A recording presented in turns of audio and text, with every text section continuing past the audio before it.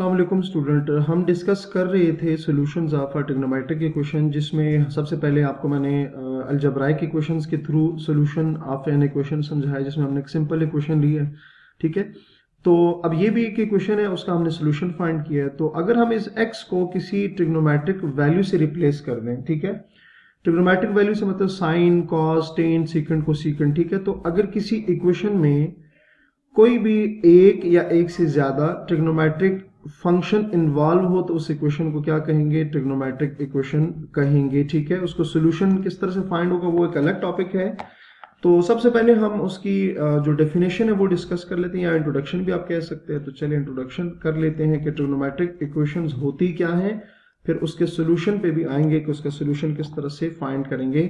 तो the equations containing, ये समझ लें डेफिनेशन है हमारे पास, the equations containing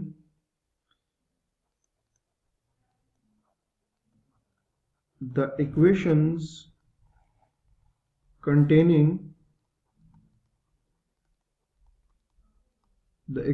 containing at least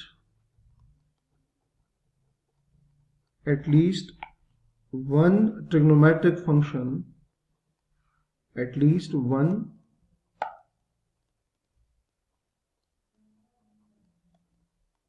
trigonometric function are called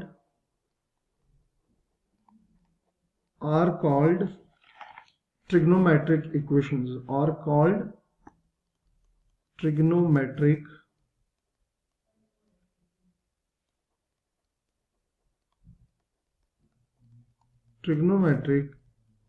equations।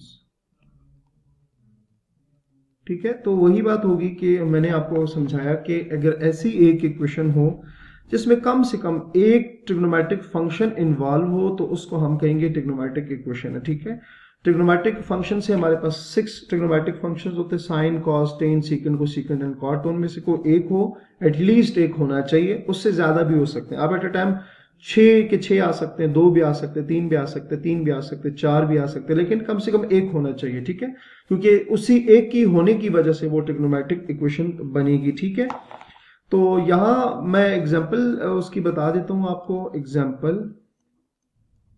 कि ट्रिग्नोमेट्रिक इक्वेशंस की जो एग्जांपल है वो क्या है, जैसे कि आप देख सकते हैं sine x is equals to 2/5। ये एक ट्रिग्नोमेट्रिक इक्वेशन है। ठीक है, इक्वेशन के साइन की वजह से ये इक्वेशन है, और चूंकि इसमें एक ट्रिग्नोमेट्रिक फंक्शन इन्वॉल्व है साइन x, तो ये ट्रिग्नोमेट्रिक इक्वेशन हो गई है।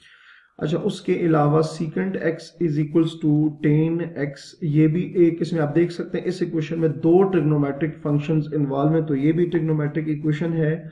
और उसी तरह से एक और मैं आपको बता देता हूं, sine square x minus secant x plus 1 is equals to 3/4। तो ये भी हमारे पास क्या है, ये भी हमारे पास ट्रिग्नोमेट्रिक इक्वेशन ही है। तो आपको आइडिया क्लियर हो गया होगा कि ट्रिग्नोमेट्रिक इक्वेशन क्या है, तो ये आप इजीली देख सकते हैं। ठीक हो गया। अच्छा, इसमें कुछ मजीद पॉइंट्स है वो देख लेते हैं। The trigonometric equations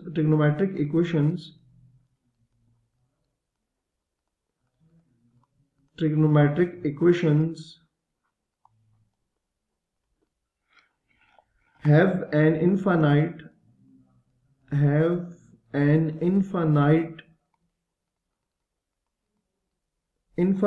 number of solutions,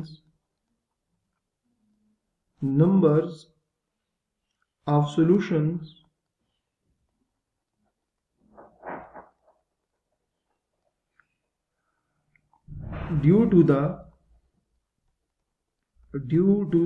periodicity of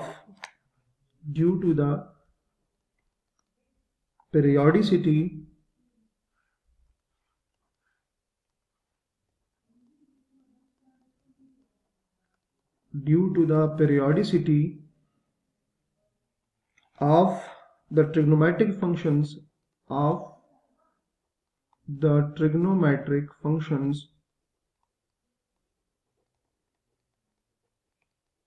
of the trigonometric functions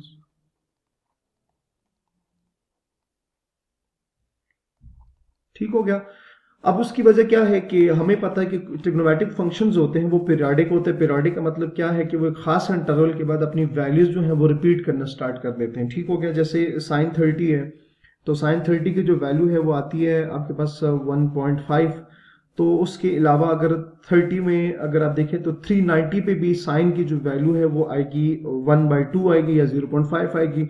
तो इस तरह से जैसे जैसे आप 30 में 360 को ऐड करते जाएंगे, 360 ऐड किया फिर 390 आ गया, फिर उसमें और 360 ऐड किया तो कोई और वैल्यू आ जाएगी। तो ये सारी वैल्यूज पे साइन जो है वो सेम वैल्यू देगा क्योंकि वो पीरियोडिक फंक्शन है। ठीक है, पीरियोडिक का मतलब ही यही है। तो वो जो साइन फंक्शन है वो खास इंटरवल के बाद अपनी वैल्यूज को रिपीट करना स्टार्ट कर देता है। तो अब उसका एक सोल्यूशन तो नहीं होगा, बहुत सारे सोल्यूशन होंगे।